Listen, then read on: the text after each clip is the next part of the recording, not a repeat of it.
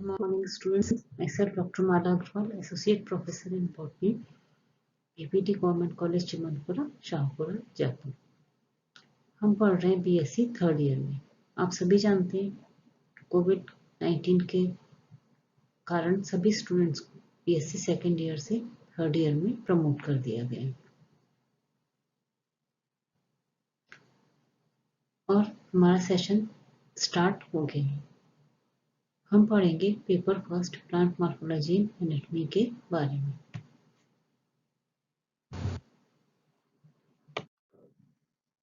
BSc third year में BSc second year की तरह ही 150 मार्क्स का टोटल पेपर होगा, जिसमें 100 मार्क्स का थ्योरी पेपर और 50 मार्क्स का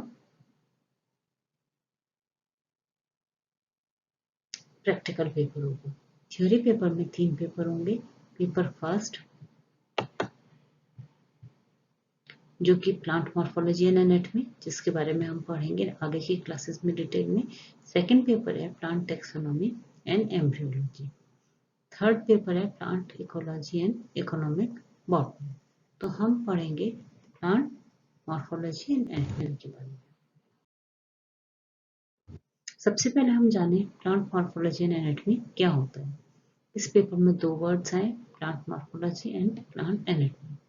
मॉर्फोलॉजी 2 वर्ड से मिलकर बना है, मॉर्फोस स्ट्रक्चर, लोगोस स्टडी, मतलब प्लांट के स्ट्रक्चर की स्टडी। इसमें मेनली हम प्लांट के ऑर्गेनाइजेशन और उसके एक्सटर्नल पार्ट्स की स्टडी के बारे में पढ़ते हैं। अगर हम डेफिनेशन देखें तो यह scientific and systematic study of external forms and structure of plants. इसमें हम प्लांट के बाह्य संरचना और उसके प्रारूप के वैज्ञानिक और क्रमबद्ध अध्ययन करते हैं। सेकंड है प्लांट एनाटॉमी। एना मतलब डिफरेंट, टेमेनियन मतलब टू कट, मतलब प्लांट को डिफरेंट साइड से कट करके उसका इंटरनल स्ट्रक्चर की स्टडी करना। इसकी डेफिनेशन देखें तो to study the gross internal structure and organization of different plant parts and whole plant, मतलब प्लांट की डिफरेंट, पूरे प्लांट की और प्लांट के डिफरेंट पार्ट्स के ग्रॉस इंटरनल स्ट्रक्चर और ऑर्गेनाइजेशन की स्टडी करना। जैसे स्टील की स्टडी जो कि सेंट्रल वेस्कुलर पार्ट होता है, वेस्कुलर सिस्टम जिसमें कि जाइलम और फ्लोएम आते हैं, और लीफ ट्रेस।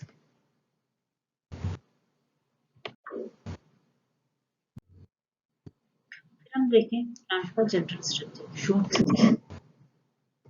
आप सभी ने देखा होगा एक रूट सिस्टम होता है प्लांट में और एक शूट सिस्टम होता है। मेनली रूट सिस्टम होता है वो अंडरग्राउंड होता है, पॉजिटिवली जियोट्रॉपिक होता है और नेगेटिवली फोटोट्रॉपिक होता है। पॉजिटिवली जियोट्रॉपिक मतलब अर्थ की ग्रेविटी की ओर वृद्धि करता है और सनलाइट से अपोजिट वृद्धि करता है। रूट सिस्टम प्राइमरी रूट और इसकी ब्रांचेस से मिलकर बना हुआ होता है। टैप रूट सिस्टम 2 तरह का होता है, टैप रूट सिस्टम और फाइब्रस रूट सिस्टम।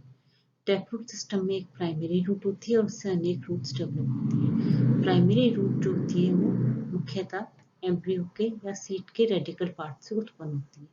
ये लॉन्ग लिव्ड होती है, पूरी ग्रोथ करती है और ये मेन रूट की तरह से फंक्शन करती है। इस प्राइमरी रूट से अनेक ब्रांचेस निकलती हैं जो कि सेकेंडरी रूट बनाती हैं और फिर इस सेकेंडरी रूट में वापस से ब्रांचिंग होती है।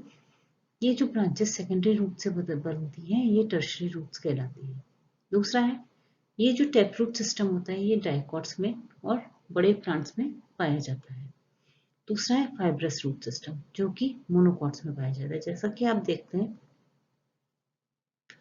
जो सीरियल होते हैं या प्लांट्स होते हैं, सीरियल्स जो होते हैं, फूड ग्रेन्स होते हैं, उनमें फाइब्रस रूट सिस्टम पाया जाता है। उसको अगर उखाड़ के देखो तो एक गुच्छा सा जड़ का दिखाई देता है। ये इसलिए होता है कि मोनोकॉट में जो प्राइमरी रूट होती है वो बहुत शॉर्ट लिव्ड होती है, जल्दी ही नष्ट हो जाती है और उसकी जगह उस मेन रूट से बहुत, उसके बेसल पार्ट से बहुत सारी रूट्स निकल के एक गुच्छेनुमा रूप में रहती है। नेक्स्ट है शूट सिस्टम। जैसे मैंने बताया ये एरियल पार्ट होता है, प्लांट का मेन एरियल पार्ट होता है। नेगेटिवली जियोट्रॉपिक होता है, पॉजिटिवली फोटोट्रॉपिक होता है। नेगेटिवली जियोट्रॉपिक मतलब प्लांट के गुरुत्वाकर्षण के विपरीत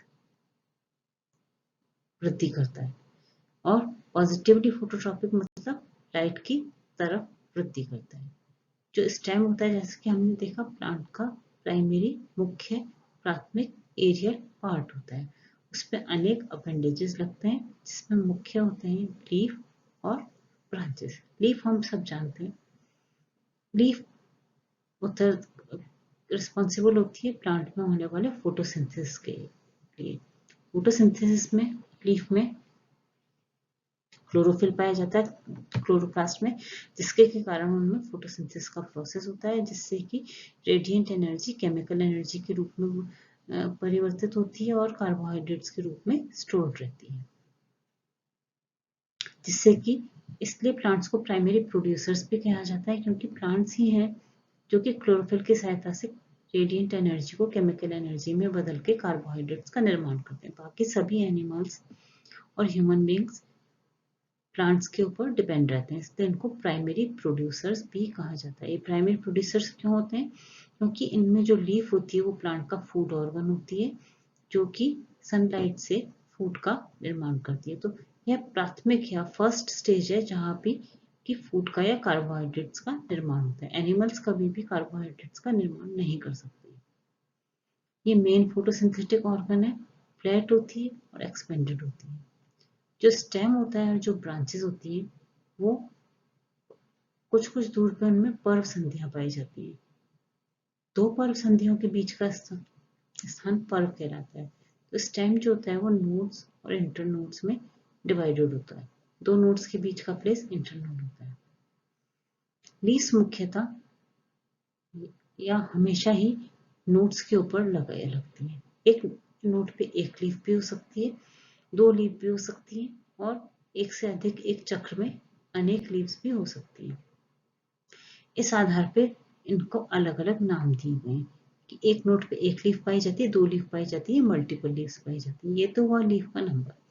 इसके अलावा लीफ की फिलोटेक्सी होती है, मतलब लीफ सिस्टम पे किस तरह से विन्यासित होती है, एक नोट पे कितनी लीफ पाई जाती है, उनका अरेंजमेंट कैसा होता है, एक के ऊपर एक नोट में जो लीव्स के रोल्स पाए जाते हैं, सिंगल लीव्स पाई जाती हैं, वो किस तरह से लगी होती है। तो लीफ या स्टेम्स या लीव जो कि ब्रांचेस पे जिस तरह से लगे हुए होते हैं उसको फिलोटेक्सी कहा जाता है।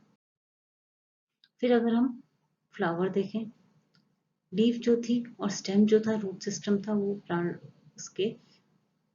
के वेजिटेटिव पार्ट थे। फ्लावर जो होता है वो प्लांट का मेन रिप्रोडक्टिव ऑर्गन होता है। फ्लावर एक मॉडिफाइड शूट है, यानी शूट इवोल्यूशन के दौरान विकसित होकर फ्लावर में परिवर्तित हो गया, जो कि इसका रिप्रोडक्टिव ऑर्गन बना। फ्लावर में एक कंडेंस डिस्क होती है जिसको कि थैलेमस कहते हैं।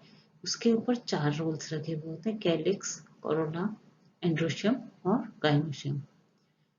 कैलिक्स में मुख्यतः सेपल्स पाई जाती हैं, जो कि 4-5 के नंबर में पाई जाती हैं प्लांट्स में। कोरोला में पेटल्स पाई जाती हैं, पंखुड़ियां जिनको कहते हैं। कैलिक्स और कोरोला दोनों को मिलाकर एसेसरी रोल्स कहते हैं। उसके बाद थर्ड जो आता है पार्ट, वो होता है एंड्रोशियम। एंड्रोशियम में स्टेमन्स आते हैं जो कि फिलामेंट और एंथर के बने हुए होते हैं। एंथर में अन्य पोलन चैम्बर्स पाए जाते हैं जिसमें कि पोलन ग्रेन होते हैं। गाइनोशियम प्लांट का फीमेल रिप्रोडक्टिव पार्ट है। इसमें स्टिग्मा पाया जाता है, स्टाइल पाई जाती है और उसके नीचे ओवरी पाई जाती है। जो ओवरी होती है उसमें अनेक कार्पल्स होते हैं, प्रत्येक कार्पल्स में एक या अधिक ओव्यूल पाए जाते हैं। एंड्रोशियम और गाइनोशियम जो होते हैं वो फ्लावर के असेंशियल रोल्स कहलाते हैं। तो फ्लावर में चार रोल्स होते हैं, कैलिक्स, कोरोला जो कि असेसरी रोल्स कहलाते हैं, एंड्रोशियम और गाइनोशियम जो कि असेंशियल रोल्स कहलाते हैं। तो इस प्लांट के वेजिटेटिव पार्ट में रूट सिस्टम और शूट सिस्टम, और रिप्रोडक्टिव पार्ट में सबसे पहले हुआ फ्लावर जो कि मॉडिफाइड शूट है। इसके बाद फ्लावर बदलता है फ्रूट में। फ्लावर में जो ओवरी होती है, जो इसका फीमेल रिप्रोडक्टिव पार्ट गाइनोशियम में होता है, वो बनाता है फ्रूट और उसमें कार्पल्स में लगे हुए ओव्यूल्स बनाते हैं सीड। फ्रूट जो होते हैं वो फ्लावर में पॉलिनेशन और फर्टिलाइजेशन के फलस्वरूप बनते हैं। उसका गाइनोशियम जैसे कि मैंने बताया में से का ओवरी वाला पार्ट होता है वो फ्रूट बनाता है और ओव्यूल सीड बनाते हैं। सीड्स जो होते हैं वो मैच्योर ओवरी में पाए जाते हैं। जो एंजियोस्पर्म होते हैं उसमें सीड ओवरी के अंदर ढके हुए रहते हैं, जबकि जिम्नोस्पर्म में वो कवर्ड नहीं होते। सीड्स पेरिकार्प में एनक्लोज रहते हैं। प्रत्येक सीड में एक या दो कोटिलेडन होती है। दो कोटिलेडन वाले सीड्स को डाइकॉट और एक कोटिलेडन वाले सीड को मोनोकॉट कहते हैं। तो ये हुआ प्लांट एनाटॉमी, उसकी डेफिनेशन, प्लांट मॉर्फोलॉजी, उसकी डेफिनेशन, प्लांट के बेसिक पार्ट्स। नेक्स्ट चैप्टर में हम basic body plan of A plant को डिटेल में पढ़ेंगे। Thank you.